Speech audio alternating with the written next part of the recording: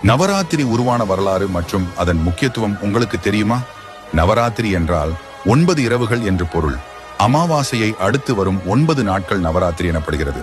புராணத்தின்படி எருமை உருவம் கொண்ட அரக்கிக்கும் கம்பன் என்பவனுக்கும் பிறந்தவன்தான் மகிஷாசூரன். அதனால்தான் மனித உடலுடனும் எருமை தலையுடனும் பிறந்தான் மகிஷாசூரன். இவன் பிரம்மனை குறித்து பல ஆயிரம் ஆண்டுகள் தவம் செய்து தனக்கு யாராலும் மரணம் நேரக்கூடாது என்றும், அப்படி நேர்ந்தால் அது ஒரு கன்னி பெண்ணால் தான் இருக்க வேண்டும் என்ற வரத்தை பெற்றான். இதன் பின் அவன் தேவர்களை துன்புறுத்த துவங்கினான். அன்னை சக்தி பெண்ணுருவம் பூண்டு தேவர்களை காக்க பூமியில் பிறந்தார்.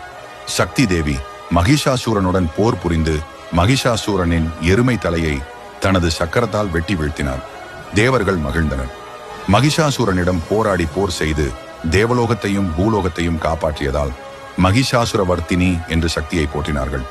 9 நாள் போர் செய்து 10வது நாள் தேவி வெற்றி பெற்றதால் 10ஆம் நாள் விஜயதசமி என்று கொண்டாடப்படுகிறது. 9 நாட்கள் மகிஷாசுரனுடன் போரிட்ட தேவி 10ஆம் நாள் அவனை அம்பெய்து வதம் செய்தாள். இந்நாளே விஜயதசமி, அதாவது வெற்றியின் திருநாள். குழந்தைகள் கல்வியினை கற்க இன்றுதான் ஆரம்பிப்பார்கள். இன்று தொடங்கும் அனைத்து நற்காரியங்களும் வெற்றி தரும் என்பது நம்பிக்கை.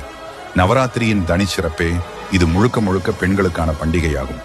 அம்பாளுக்குரிய பண்டிகைகள் எவ்வளவோ இருந்தாலும் அவற்றுள் முக்கியமானது 9 நாட்கள் கொண்டாடப்படும் மிக சிறப்பு வாய்ந்த நவராத்திரி விழாதான். இந்த நவராத்திரி பண்டிகை புரட்டாசி மாத வளர்பிறை பிரதமையில் தொடங்கி விஜயதசமியில் முடிகிறது. முதல் 3 நாட்கள் துர்க்கையின் வழிபாடு, அதாவது மகேஸ்வரி, கௌமாரி, வாராகி. அடுத்த 3 நாட்கள் லட்சுமி வழிபாடு, அதாவது மகாலட்சுமி, வைஷ்ணவி, இந்திராணி. கடைசி 3 நாட்கள் சரஸ்வதி வழிபாடு, அதாவது சரஸ்வதி, நரசிம்மி, சாமுண்டி. நவராத்திரி முதல் தினம் தொடங்கி 9 நாட்கள் முழுவதும் காலையில் நீராடி சரஸ்வதி, லட்சுமி, துர்க்கை போன்ற பெண் தெய்வங்களுக்கு பூச்சூடி கற்பூரம், பழம் இதனுடன் நெய்வேத்தியம் வைத்து தெய்வங்களுக்குரிய மந்திரங்களை கூறி வணங்கி வேண்டினால் அம்மனின் அருள் நமக்கு பரிபூரணமாக கிடைக்கும்.